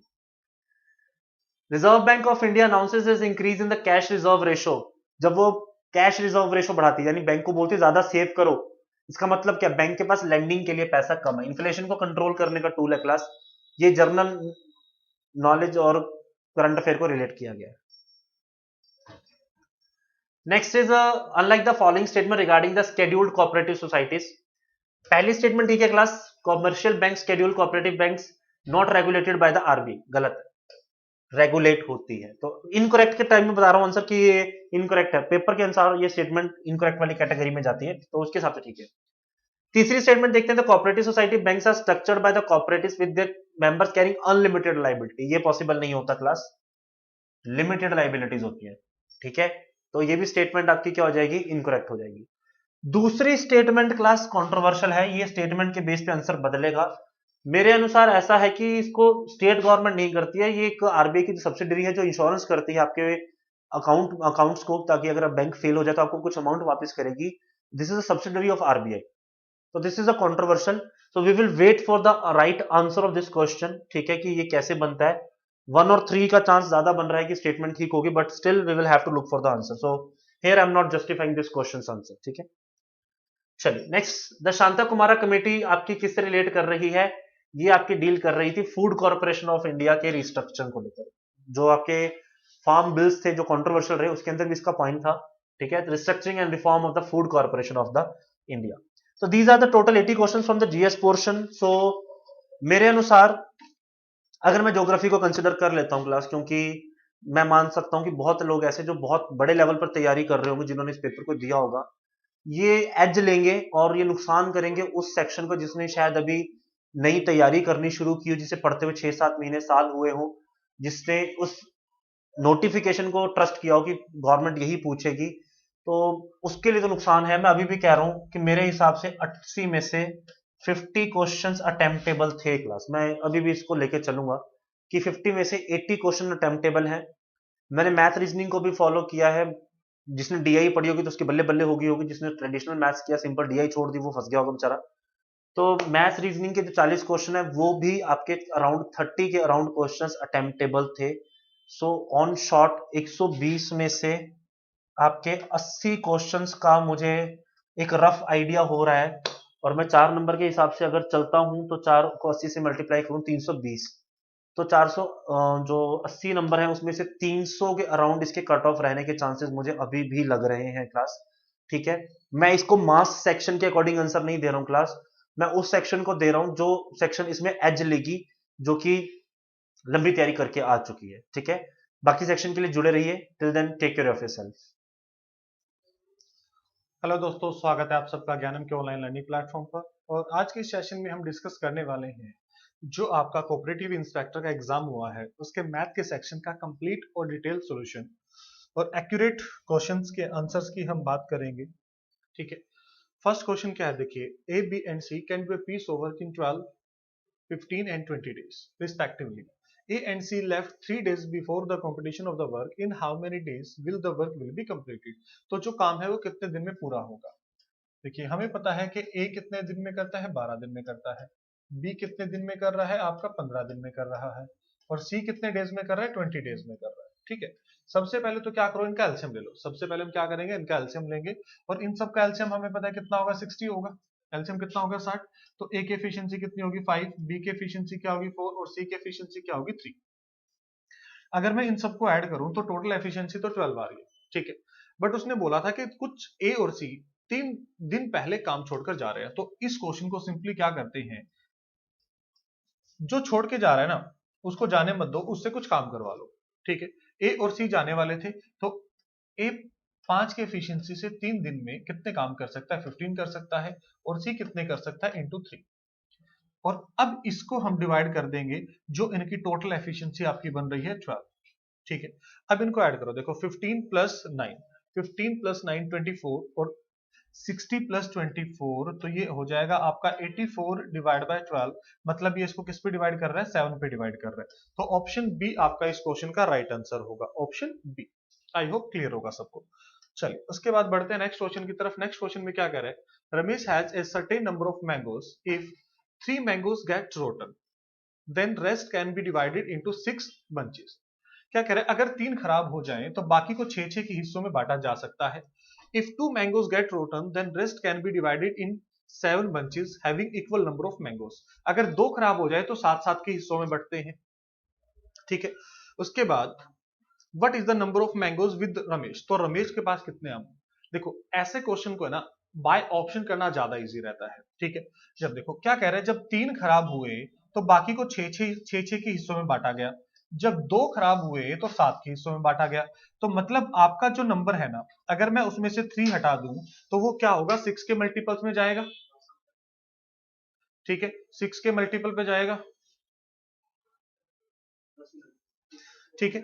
और अगर 2 उसमें से खराब हो जाए तो वो कितने के हिस्से में जाएगा, 7-7 के हिस्सों में जाएगा, मतलब नंबर 6 और 7 से डिवाइड होगा अगर उसमें से 3 और 2 सब्ट्रैक्ट कर दे। ठीक है, तो अगर इसमें से अगर हम बात करें सबसे छोटे नंबर के हिसाब से 345 में से अगर मैं 2 माइनस करता हूं तो 343, ये देखो आपका 7 से डिवाइड हो रहा है क्योंकि 7 का क्यूब होता है। अगर मैं इसमें से 3 माइनस कर दूं 342, 4 3 7 और 2 9, मतलब 3 से भी डिवाइड होगा और 2 से भी डिवाइड होगा, तो यही आपका आंसर होगा। ठीक है, 345 इस क्वेश्चन का आपका राइट आंसर था। ठीक है, चलो उसके बाद बात करते हैं नेक्स्ट क्वेश्चन की। नेक्स्ट क्वेश्चन में क्या कह रहा है, there are 3 Indians and 3 Chinese in a group of 6 people, how many sub group of this can be chosen so that every sub group has at least 1 Indian, कम से कम एक इंडियन हो। ठीक है, देखो एक इंडियन हो सकता है, 2 इंडियन हो सकते हैं और 3 इंडियन भी हो सकते हैं, तो इसमें 3 अलग अलग केसेस बनेंगे। बट अगर जब बात करें चाइनीज की, तो चाइनीज के लिए तो कोई कंडीशन है ही नहीं ना कि एक चाइनीज होगा या 2 होंगे या 3 होंगे या एक भी नहीं होगा, तो ये क्या क्या हो सकता है, देखो 3C1 कि अगर एक इंडियन है, उसने एटलीस्ट 1 इंडियन बोला है, तो एक इंडियन है तो मैं कह सकता हूं कि इसके साथ कोई भी चाइनीज नहीं होगा। ठीक है, अगर एक इंडियन है तो इसके साथ कोई भी चाइनीज नहीं होगा। अगर एक इंडियन है तो इसके साथ एक चाइनीज भी हो, एक इंडियन है तो इसके साथ एक चाइनीज होगा। अगर एक इंडियन है तो उसके साथ 2 चाइनीज हो। अगर एक इंडियन है तो उसके साथ सभी के सभी क्या हो, तीनों के तीनों क्या हो, चाइनीज हो। ठीक है, एक तो ये केस बनता है आपका। ठीक है, दूसरा केस क्या बनता है, अगर आपके पास 2 इंडियन हो तो यहां से भी देखो वही केस बनेगा कि कोई भी चाइनीज ना हो। अगर 2 इंडियन है तो एक चाइनीज हो। अगर 2 इंडियन है तो 2 ही चाइनीज हो सकते हैं। अगर 2 इंडियन है तो 3 चाइनीज है, मतलब या तो चाइनीज कोई नहीं है, या एक चाइनीज है, या 2 चाइनीज है, या 3 चाइनीज है। ठीक है, थर्ड केस क्या बनेगा कि आपके तीनों के ही तीनों क्या हो, इंडियन हो। ठीक है, तो इसके साथ भी देखो एक भी चाइनीज ना हो, कोई एक चाइनीज आ जाए या 2 चाइनीज आ जाएं आपके,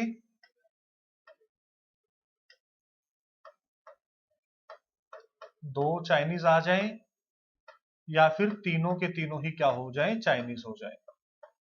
ठीक है, ये 3 केस बनेंगे और इनको सोल्व करके इनको क्या कर देंगे, प्लस कर देंगे। इस पार्ट को सोल्व करके हम क्या करेंगे, इनको ऐड कर देंगे। इस एक्सप्रेशन को सोल्व करके आपका आंसर आ जाएगा 56। और सोल्व कैसे करते हैं मैं वो भी आपको बता दूं, एनसीआर होता है ये, जो कि n factorial divide by r factorial into n minus r factorial होता है। वैसे 3C1 क्या होता है, 3 होता है।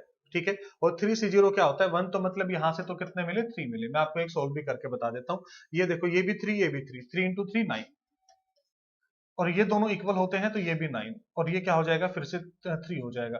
9 और प्लस 6, 9 प्लस 18, 18 प्लस 6 24, यहां से 24 बनेंगे। ठीक है, अभी मैंने आपको बताया कि 3C1 और 3C2 दोनों की वैल्यू सेम ही होती है, तो यहां से सबकी वैल्यू देखो 3C2 333 आएगा सब में, ये 1, तो मतलब यहां से भी 3 आ गया।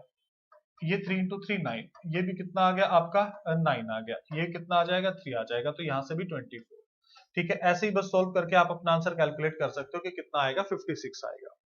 नेक्स्ट में क्या कह रहे हैं, when a runner was crossing the 12 kilometre mark, she was informed that she had completed 80%, कि उसने 80% मतलब 4/5, 80% मतलब 4/5 कवर कर लिया, तो 4 की यूनिट की वैल्यू क्या है, 12, तो 1 की वैल्यू 3, तो 5 की वैल्यू क्या हो जाएगी, 15। ऑप्शन बी इस क्वेश्चन का राइट आंसर होगा। ऑप्शन बी आपका इस क्वेश्चन का राइट आंसर होगा।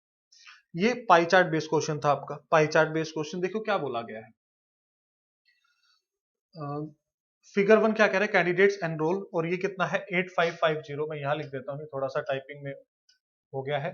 ठीक है, और ये कितना है 5700, ये कितना है 5770, 5 सॉरी 5700 है, 5700। ठीक है, देखिए अब यहां से क्या कह रहा है, what percent of candidate passed the exam from institute E out of the total number of candidate enrolled from the same institute। ठीक है, कि सेम इंस्टीट्यूट से अगर वो करता है ई से, तो एनरोल जो पास जो हुए हैं वो एनरोल का कितने परसेंट है, देखो पास कितने हुए हैं ई से 9%, तो 57 इंटू 9, 57 इंटू 9 डिवाइड बाय, और ई से एनरोल कितने हुए थे 8%, कितने हुए थे 8%, तो 8550, और इसके डिवाइड में 100 होगा, वो इंटू 100 चला जाएगा। ठीक है, मैं यहाँ डबल 100 कर देता हूँ। ठीक है, जीरो से तो ये जीरो कैंसिल हो गई मेरी। अगर मैं इसको 9 से डिवाइड करूं, अगर मैं इसको 9 से डिवाइड करता हूं तो 9 इसको किस पे डिवाइड करेगा? ठीक है, अब एक चीज देखते हैं, अब ये डिवाइड करेगा आपका 9 से करेंगे तो पहले 8 पे डिवाइड करेगा, सॉरी 9 पे, 9 इंटू 9 81, और फिर किस पे डिवाइड करेगा? 5 पे डिवाइड करेगा। 19 से डिवाइड करते हैं 3, और 19 से डिवाइड किया 5, 5 इसको 2 पे, और 2 इसको 4 पे, और 4 इस 100 को 25 पे, तो 25 इंटू 3 75 आपका इस क्वेश्चन का राइट आंसर आ जाएगा। 75 राइट आंसर होगा आपका। चलिए बढ़ते हैं नेक्स्ट क्वेश्चन की तरफ। नेक्स्ट क्वेश्चन में क्या बोला गया? What is the percentage of candidate pass to the candidate enrol B and C together. मतलब पहले सिर्फ ए की बात की गई थी, अब बी और सी की बात की गई है। बी और सी में जो पास हुए हैं वो कितने टोटल हैं? 30। टोटल कितने परसेंट है? 30 इंटू 57 डिवाइड बाय, ठीक है, और बी और सी में टोटल कितने हैं? पास कितने हुए? 25, ये हो जाएगा 8550 इंटू 100 इंटू 100, एक जीरो से तो ये जीरो यही कैंसिल हो गया आपकी। 25 इस 100 को पूरा पूरा 4 पे डिवाइड कर देगा। ठीक है, अब देखो 19 से डिवाइड करेंगे तो ये 3 करेगा। 19 से डिवाइड करो, पहले इसको किस पे डिवाइड करेगा? 4 पे डिवाइड करेगा। ठीक है, 19 इंटू 4 76 होता है, से 9 बचेगा, 95 फिर 5 पे डिवाइड करेगा। 15 से डिवाइड किया 2, और 15 से डिवाइड किया तो 3, 3 से 3 कैंसिल, 4 इंटू 2 8 इंटू 0 80। तो इस क्वेश्चन का आंसर क्या हो गया आपका? 80%। क्या हो गया? 80%। बहुत सिंपल आपका पेपर आया था, बहुत इजी क्वेश्चन थे, कोई भी क्वेश्चन ऐसा नहीं था कि जो बहुत मुश्किल हो। ठीक है, the number of candidate passed from the institute D and A together, D और ए, देखो डी और ए से जो पास हुए हैं वो 16 और 18 मतलब 34, तो 57 इंटू 34, 4 इंटू 7 28, कैरी क्या हो जाएगा? 2, 4 इंटू 5 20, ये हो जाएगा 41, 41 प्लस 2 43, कैरी 4, 15 प्लस 4 19, तो ये 1938 हो गया। कितने बच्चे पास हुए थे? एनरोल फ्रॉम ई एंड सी, ई और सी से जो एनरोल हुए थे 18%, 18% 855 इंटू 18 डिवाइड बाय 100, 18% कैलकुलेट करना है। तो देखो एक जीरो से एक जीरो तो ये कैंसिल हो गई। अब इनको मल्टीप्लाई करना है, देखो इनको मल्टीप्लाई करना है हमें, 18 को मल्टीप्लाई करना है, उसने ई और सी ही दिया था ना, हाँ 18% ही होगा, 8550 इंटू 18। अब इसको कैसे मल्टीप्लाई कर सकते हैं? मैं क्या करता हूं, पहले तो इसको 10 से मल्टीप्लाई करता हूं, तो ये हो जाएगा 8550। 855 को मैं क्या कर रहा हूं, पहले 10 से मल्टीप्लाई कर रहा हूं, अब इसको 8 से मल्टीप्लाई करता हूं, 8 इंटू 5 40, कैरी 4 होगा, 8 इंटू 5 40, 44 कैरी 4 होगा, 64 प्लस 4 68, डिवाइड बाय 10 है तो जीरो तो cancel, 8 plus 5 plus 4 9, 8 plus 5 13, carry 1, 14 plus 1 15, तो ये हो जाएगा 9, ये भी 9, और ये क्या बच जाएगा? 3 बच जाएगा। तो 399 आपका क्या होगा इस क्वेश्चन का राइट आंसर होगा, ऑप्शन बी आपका इस क्वेश्चन का राइट आंसर होगा। ठीक है, चलिए उसके बाद ये आपका लाइन ग्राफ का क्वेश्चन आ गया है। ठीक है, देखो टोटल 20 में से 7 क्वेश्चन तो सिर्फ डीआई के थे। ठीक है, उसके बाद क्या कह रहा है? The line graph gives profit percentage of companies A and B over the different years, study the flowing. ठीक है, ये कुछ इंफॉर्मेशन मिस है, ये ए के लिए है और डॉटेड वाली बी के लिए है। ठीक है, ओके, ये कंपनी ए और B. Investment of company B in 2022 is more by 60%। एक बार इसके नीचे का जो डाटा है एक बार वो मैच कर लेते हैं क्या है थोड़ा सा, क्योंकि ये इमेज के चक्कर में थोड़ा सा हाइड हो गया है, ताकि क्वेश्चन में कुछ गड़बड़ ना हो जाए। एक सेकेंड, शायद इस पेज पे नहीं है, चलो कोई बात नहीं, देख लेते हैं। इन्वेस्टमेंट ऑफ, ये रहा, मिल गया। ठीक है, the A and B study the line graph carefully and answer the question. चलो इसमें ऐसा कुछ इन्फॉर्मेशन नहीं थी, फिर भी इसको हम अपने पास रख लेते हैं। फर्स्ट क्वेश्चन में उसने क्या बोला है अपने को? Investment of company B in 2022 is 60% more than the previous year, मतलब 60% क्या होता है आपका 3/5 होता है, तो ये 5 और 8 के रेशो में है, 5 और 8 के रेशो में है। या इसको अगर आप कैलकुलेशन को इजी करना चाहते हो तो रेशो को यूज ही ना करो, आप 100 के रिस्पेक्ट में कर लो। अगर 2021 में 100 है तो अब 60% ज्यादा तो कितना हो जाएगा, 160 हो जाएगा। ठीक है। Income in 2022, what was the percent of investment इन 2021, ये तो 100 है। अब देखो इनकम की बात करें तो 2022 में उसका प्रॉफिट कितना होता है, 75%। और 75% की फ्रैक्शन वैल्यू क्या होती है, 3/4। ये 4 के ऊपर 3 का प्रॉफिट हुआ, 4 पे इन्वेस्ट किए, इनकम कितनी हो गई उसकी, 7 हो गई, क्योंकि 3 रुपए का प्रॉफिट किया। इसका 7/4 अगर आप कैलकुलेट करोगे तो इसको 40 पे तो 280 हो गया। कितना हो गया, 280 हो गया। और उसने यही पूछा था कि ये 100 के रिस्पेक्ट में कितने परसेंट है, 280% ही है। कितने परसेंट है, 280% ही होगा। चलिए उसके बाद नेक्स्ट क्वेश्चन की बात करते हैं। क्या कह रहा है, average investment of company A over the years was 26 lakh, what was it's average income over the years. ठीक है। अब देखो एवरेज बोला गया ना, हम इंडिविजुअल तो हमारे पास डाटा दिया नहीं है, जब तक अलग अलग ईयर का नहीं होगा तब तक हम टोटल इनकम नहीं कैलकुलेट कर सकते। ठीक है, तो मतलब इस क्वेश्चन में आपके पास डाटा ही इनकम्प्लीट है, डाटा इनकम्प्लीट है तो आप क्वेश्चन को सोल्व नहीं कर पाओगे। ठीक है। नेक्स्ट क्वेश्चन में क्या कह रहा है, income of company A in 2022 was 18.6 lakh, 18.6 lakh है। ठीक है, 2022 में। और यहां से अगर हम बात करें 2022 में कंपनी ए का जो प्रॉफिट है, व्हाट वाज द इन्वेस्टमेंट 2020 में, अगर कंपनी ए के प्रॉफिट की बात करें कितना है, 55।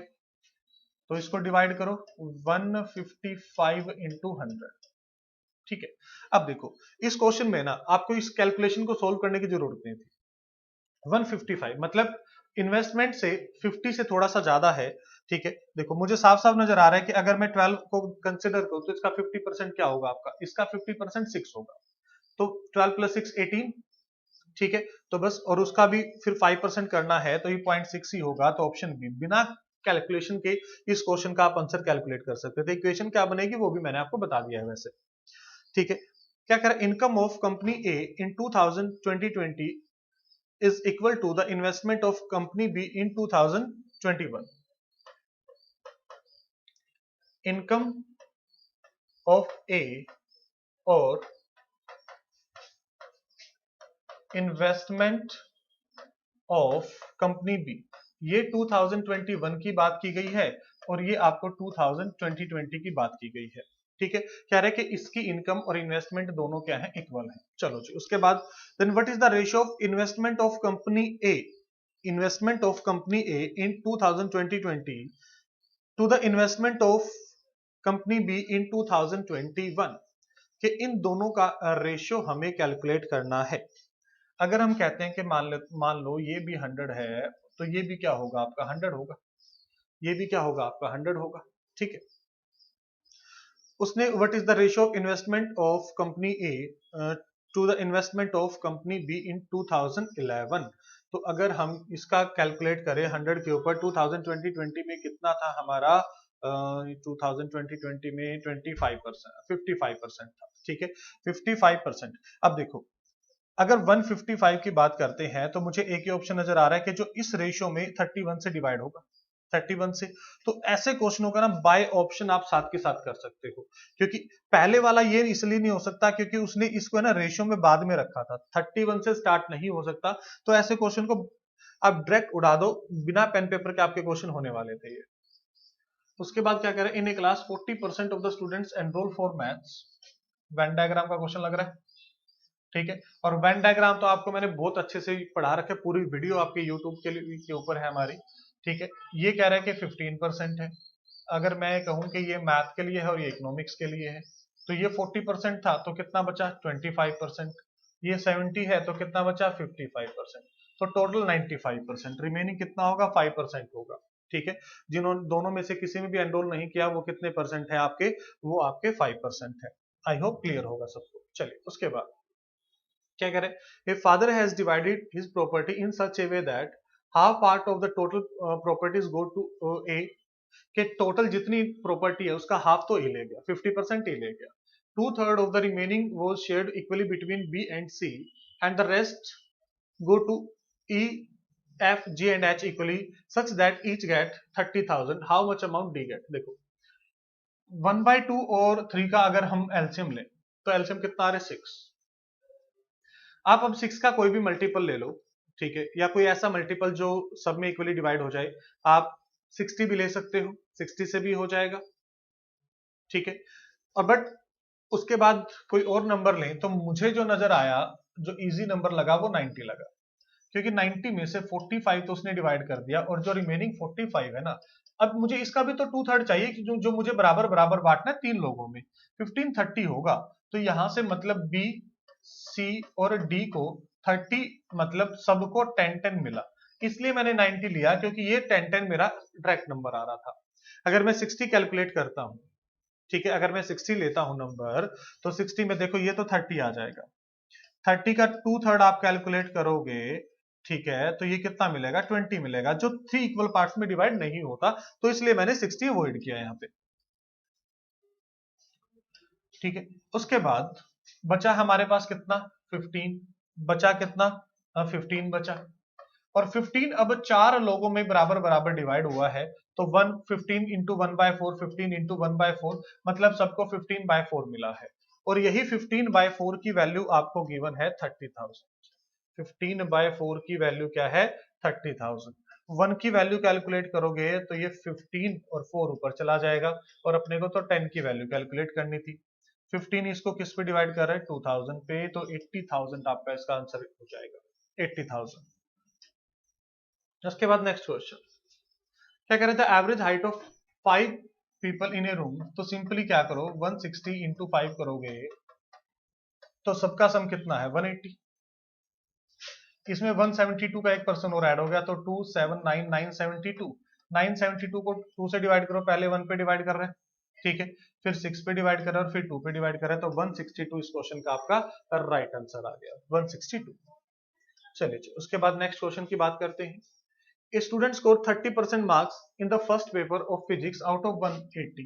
180 परसेंटेज के लिए ये जीरो से ये जीरो कैंसिल, 18 इंटू 354, मतलब पहले सब्जेक्ट में उसने 54 स्कोर कर लिया, ठीक है। He has to get overall score of at least 50% marks in two paper, मतलब पहला देखो सब्जेक्ट 180 का है, दूसरा 150 का है, तो मतलब दोनों सब्जेक्ट 330 है, और इसमें उसको चाहिए भैया कितना 50%, मतलब इसको कितना 165 मार्क्स उसको चाहिए टोटल, ठीक है, इसका 50%। 54 वो ले चुका है, तो डिफरेंस कितने का है 111 का है, और 111 उसको स्कोर करना है आउट ऑफ 150 इंटू 100, तो कितने परसेंट स्कोर, 50 से डिवाइड करेंगे 3 और 2, 3 इसको पूरा पूरा 37 पे डिवाइड करता है, 37 इंटू 2 74 इस क्वेश्चन का राइट आंसर होगा, 74 इस क्वेश्चन का राइट आंसर होगा। The age of a man is 3 times the sum of age of his 2 son, कि उसके बेटों की एज का वो 3 गुना है, ठीक है, आज के दिन अगर बात करें वो 3 गुना है, ठीक है जी। And 5 years later his age will be double, और 5 साल बाद वो कितना हो रहा है डबल हो रहा है, 5 साल बाद कितना हो रहा है डबल हो रहा है, ठीक है।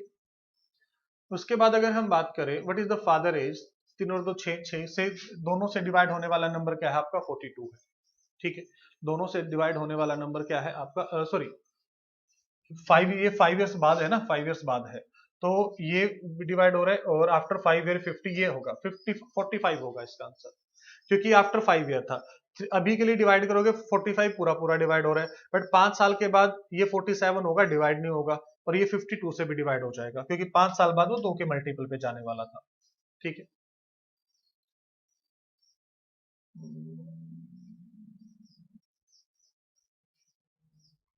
ठीक है, शायद रीजनिंग का क्वेश्चन आ गया बीच में एक आपका, तो ये रीजनिंग में हो गया होगा। अच्छा, ये भी एक रीजनिंग का क्वेश्चन है, चलो देख लेते हैं, वैसे तो छोटा सा ही क्वेश्चन है।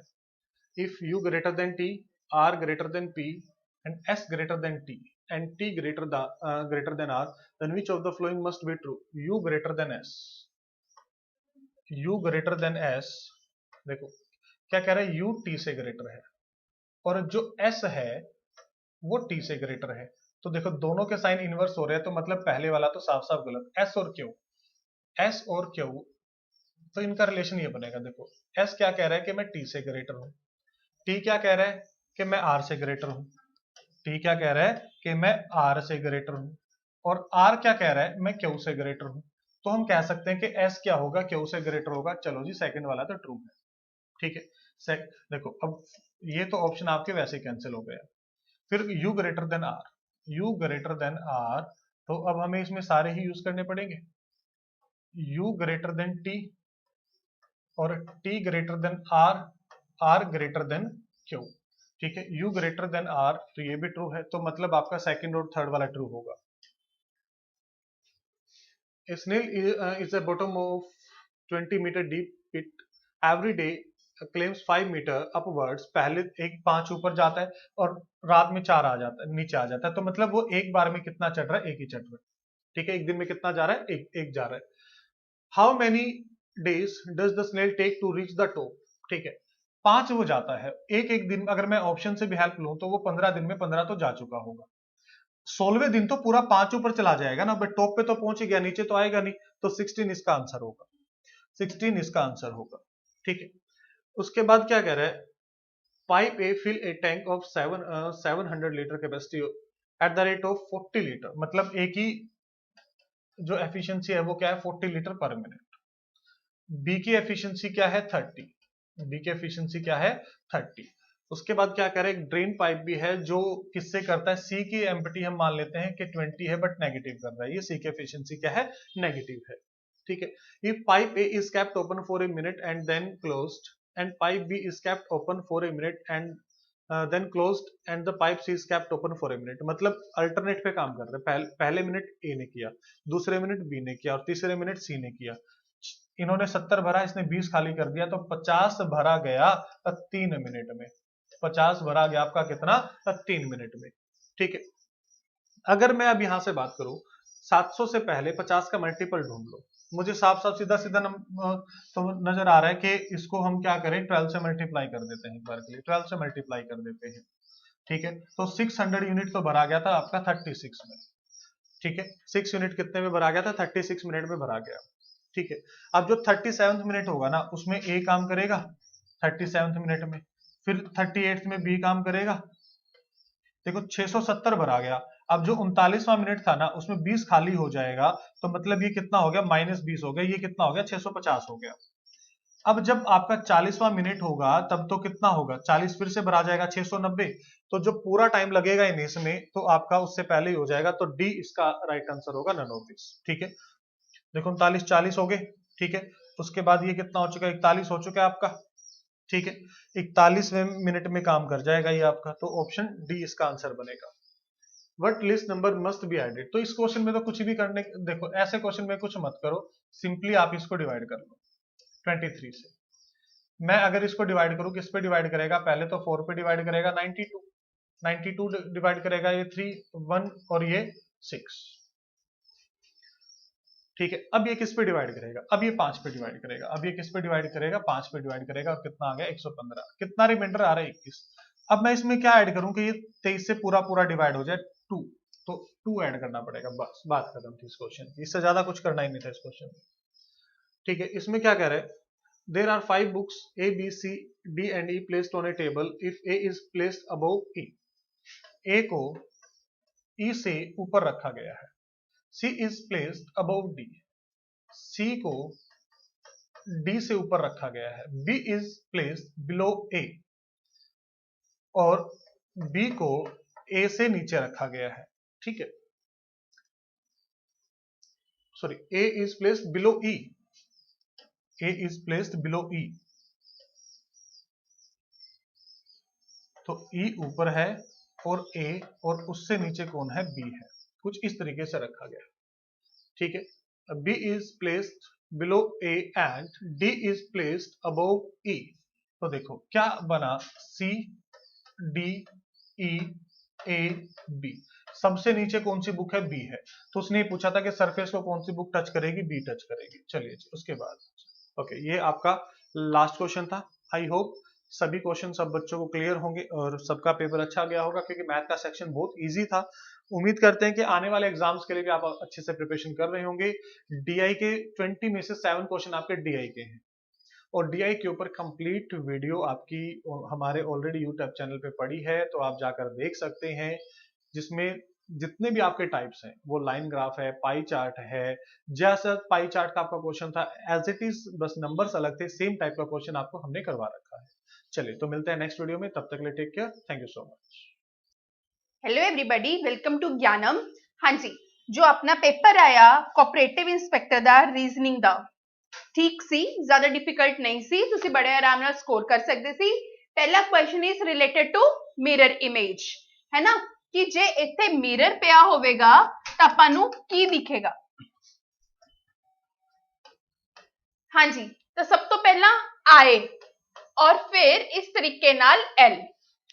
पहली ऑप्शन ठीक, सेकंड ऑप्शन ठीक, थर्ड ऑप्शन हाँ जी, सब तो पहला आए एल एल, फिर उस तो बाद की आना सी ए, आई एल एल ए, फिर पी पी ए।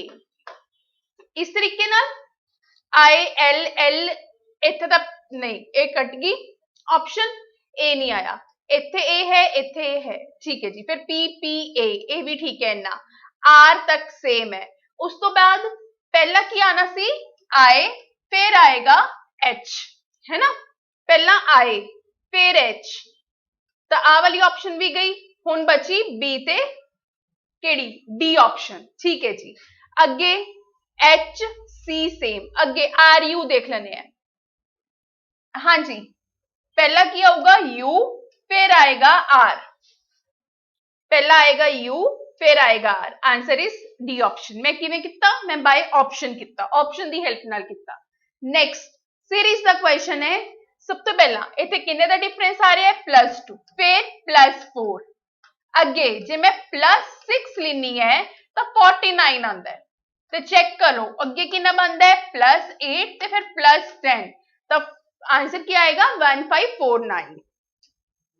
नेक्स्ट देखो जी, हाँ जी, किवें होएगा, GHI is related to 1578, G 7 into 2 14, है ना,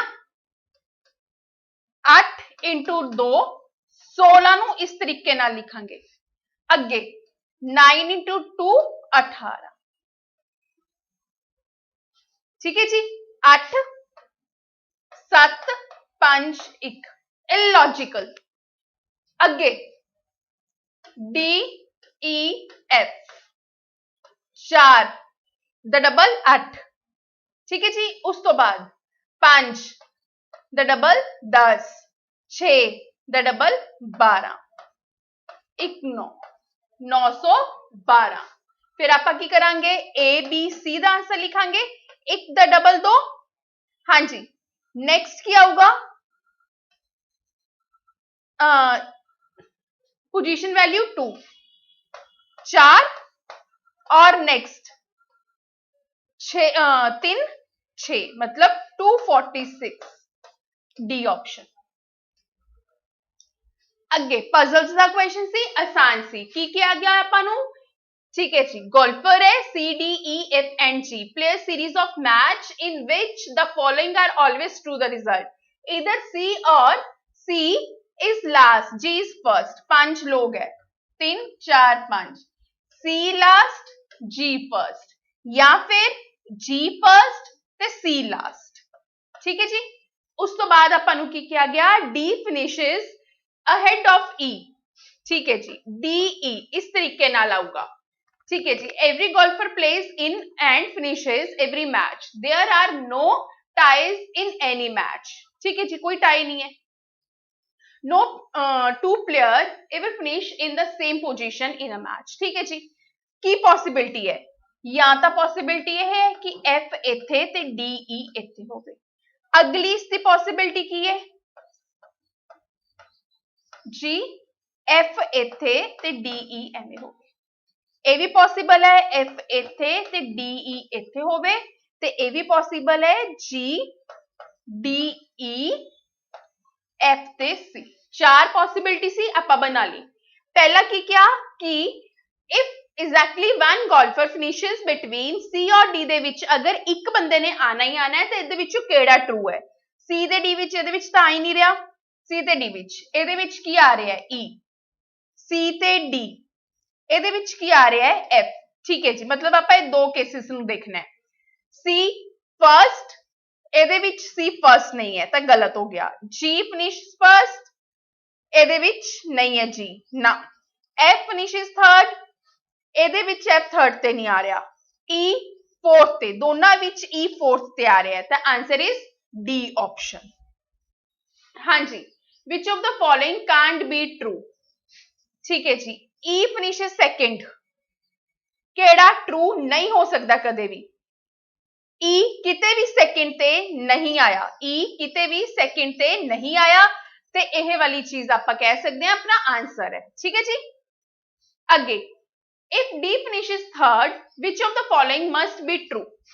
ਅਗਰ D ਨੇ ਤੀਸਰੇ ਤੇ ਖਤਮ ਕੀਤਾ, D ਨੇ ਤੀਸਰੇ ਤੇ ਇਹ ਦੋ ਕੇਸਿਸ ਵਿੱਚ ਖਤਮ ਕੀਤਾ ਹੈ ਤਾਂ ਕਿਹੜੀ ਚੀਜ਼ 100% ਟਰੂ ਹੈ?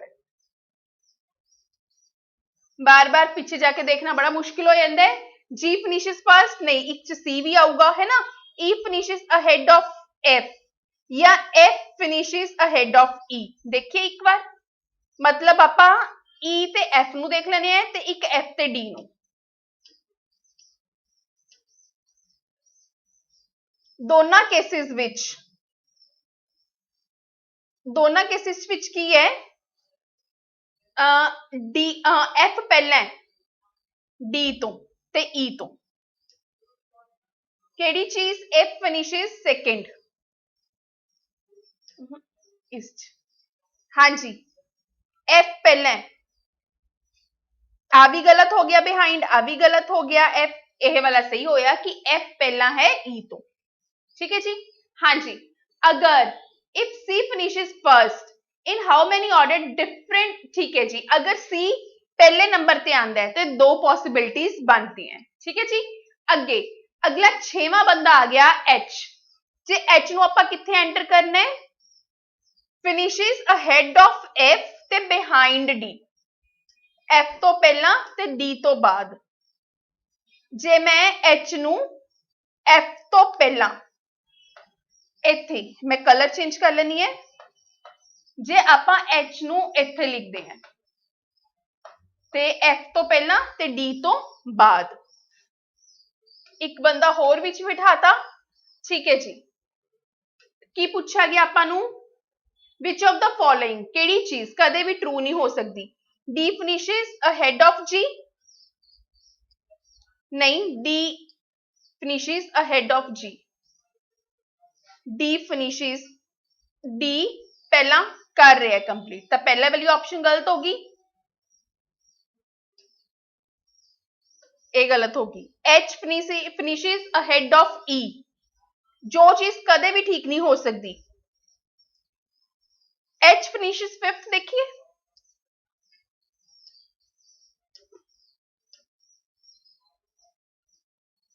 हाँ जी,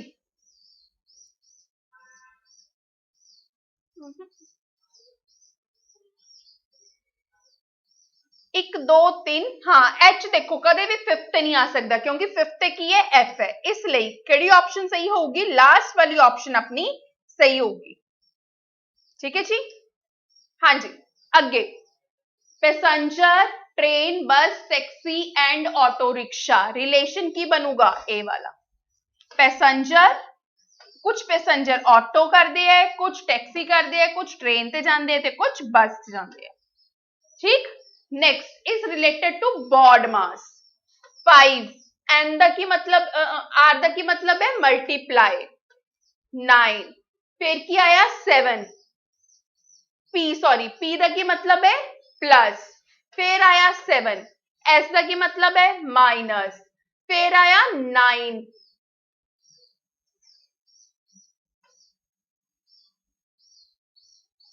तो बाद टी दा की मतलब है डिवाइड 3, पी दा की मतलब है प्लस ते 6। पहला किसनू सॉल्व करांगे? बॉड मास के through, divide no 5 into 9 plus 7 -3 + 6 ਤੇ कैलकुलेट करके अपने को आंसर की बनेगा 55 बनेगा। हाँ जी, एक की हो रहा है क्यूब -1, 6 ਦਾ क्यूब -1, 7 ਦਾ क्यूब -1, 8 ਦਾ क्यूब -1, 9 ਦਾ क्यूब -1। ਆਪਾਂ ਕੀ ਕਰਾਂਗੇ 1000 ਦਾ क्यूब -1। ठीक है जी। हाँ जी, क्या ਜਾਂਦਾ है, मैं बहुत बार कहनी है क्लास च भी कि ही ते शी वाले क्वेश्चन ही पेपर विच आंदे है। की क्या गया, एक लेडी ने कहा, की क्या उसने, लेडी ने क्या, मेरे फादर दे ब्रदर, मेरे फादर दे ब्रदर, ब्रदर दा ग्रैंडसन, बेटे दा बेटा। ठीक है जी, ਇੱਥੇ ਆ ਕੇ क्वेश्चन खत्म हो गया। ਇਹ ਉਹ पोर्ट्रेट ਸੀ ਜਿਹਨੂੰ पॉइंट करके ਉਹਨੇ ਬੋਲਿਆ ਸੀ। ਹਾਂਜੀ, ਇਹ ਪਰਸਨ ਕੀ ਲੱਗਦਾ ਹੈ ਲੇਡੀ ਦਾ, ਮੈਂ ਕੀ ਕਹੂੰਗੀ, ਕੀ ਲੱਗਿਆ ਨੈਫਿਊ। ਹਾਂਜੀ, ਕੀ ਕਿਹਾ ਸੈਕਿੰਡ ਹੈਂਡ ਤੇ ਮਿੰਟ ਹੈਂਡ ਦੇ ਵਿੱਚ ਕਲੌਕ ਵਿੱਚ ਕਿੰਨੇ ਦਾ ਡਿਫਰੈਂਸ ਆਉਂਦਾ ਹੈ 59/10 ਡਿਗਰੀ। ਇਹ ਤਾਂ ਪਤਾ ਹੀ ਹੁੰਦਾ ਆਪਾਂ ਨੂੰ। ਹਾਂਜੀ, ਕੀ ਕਿਹਾ 7 ਦਸੰਬਰ 2007 ਨੂੰ ਕੀ ਸੀ, ਫਰਾਈਡੇ ਸੀ। ਜੇ ਆਪਾਂ ਦੇਖੀਏ ਕਿ ਇਹ ਦੱਸੋ 7 ਮਾਰਚ 2008 ਨੂੰ ਕੀ ਹੋਊਗਾ, ਦਸੰਬਰ, ਜੈਨ, ਫੈਬ। मैं दिसंबर पूरा ले लिया, 31 दिन मतलब 3 ऑड डे, 3 ऑड डे ते लीप ईयर करके 1 ऑड डे। पर ਆਪਾਂ देखना कदों दे, ਆਪਾਂ देखना है 9 ਦਾ, पर मैं इस टाइम ते केड़ा दिखा रही है 7 मार्च काउंट करवा रही है। ऐड करके कितना आ गया 7, मतलब 7 मार्च ਨੂੰ ਵੀ ਕੀ ਹੋਊਗਾ फ्राइडे। पूछा 9 है तो 2 होर ऐड कर लांगे ਆਪਾਂ, की आएगा संडे। ठीक जी। Next organize, organize is written as DHSP DRHM, half divide +1 +1 +1 +1 -1 -1 -1 -1। ठीक है जी, इसी तरीके नाल आपां की करांगे +1 +1 +1 +1 ते -1 -1 -1 -1। ठीक है जी। हाँ जी, स्क्वायर्स काउंट करने हैं। सब तो पहला स्टूडेंट्स आपां की करांगे m × m, मतलब 3/3 ਦਾ जो स्क्वायर है ਉਹਨੂੰ काउंट कर लांगे। मैं पहला भी बहुत बार दस्सिया है किवें काउंट करते हैं, 1 ਦਾ स्क्वायर + 2 ਦਾ स्क्वायर + 3 ਦਾ स्क्वायर प्लस 1 2 3 जो एक्स्ट्रा है इनू ऐड कर लो, कितना आया 6। ठीक है जी, ऐड करके कितना बनूगा 20, 14 + 6 20। हाँ जी, अरेंज करना आप लॉजिकल सीक्वेंस। सब तो पहला की आऊगा, सब तो छोटा की है 2, फिर उस तो बाद की आऊगा लॉजिकल सीक्वेंस। हाँ जी, लॉजिकल सीक्वेंस सब तो पहला की है लॉक डोर की स्विच ऑन रूम। सब तो पहला ਆਪਾਂ ਕੀ ਕਰਾਂਗੇ, ਕਿੱਥੇ ਜਾਵਾਂਗੇ, सब तो पहला रूम ते गए नहीं, सब तो पहला ਆਪਾਂ गए किथे, सब तो पहला स्विच ऑन की रूम। सब तो पहला की लिखती, की तो बाद सब तो पहला की लिखती, की तो बाद लॉक खोलिया, लॉक खोलन तो बाद आप डोर नू खोलिया, डोर नू खुलन तो बाद आप रूम च पहुंचे, रूम च पहुंच के आप किस नू ऑन किया, स्विच नू ऑन किया। अपना सीक्वेंस केड़ा बनया, यह वाला 3 1 2 5 4। ठीक है जी, मैनू लग गया डिक्शनरी ऑर्डर है। हाँ जी, आई होप थोड़ा पेपर वधिया होया होएगा। अगर पेपर ज्यादा वधिया नहीं भी होया तां भी दिल छोटा करन दी लोड़ नहीं, ਆਪਣੇ ਕੋਲ ਅੱਗੇ ਬਹੁਤ ਸਾਰੇ ਪੇਪਰ ਆ ਰਹੇ ਹੈ ਜਿਹਨੂੰ ਤੁਸੀਂ ਚੰਗੀ ਤਰ੍ਹਾਂ ਤਿਆਰੀ ਕਰਕੇ ਕਲੀਅਰ ਕਰ ਸਕਦੇ ਹੋ। ਆਪਾਂ ਨੂੰ ਇਸ ਪੇਪਰ ਤੋਂ ਸਿੱਖ ਲੈਣੀ ਚਾਹੀਦੀ ਹੈ ਕਿ ਕਿੱਥੇ ਆਪਣਾ ਜਿਹੜਾ ਵੀਕ ਪੋਰਸ਼ਨ ਸੀ ਆਪਾਂ ਉਹਨੂੰ ਚੰਗੀ ਤਰ੍ਹਾਂ ਕਰੀਏ ਤੇ ਆਪਣੇ ਪੇਪਰ ਨੂੰ ਕਲੀਅਰ ਕਰੀਏ। ਆਲ ਦਾ ਵੈਰੀ ਬੈਸਟ। Thank you.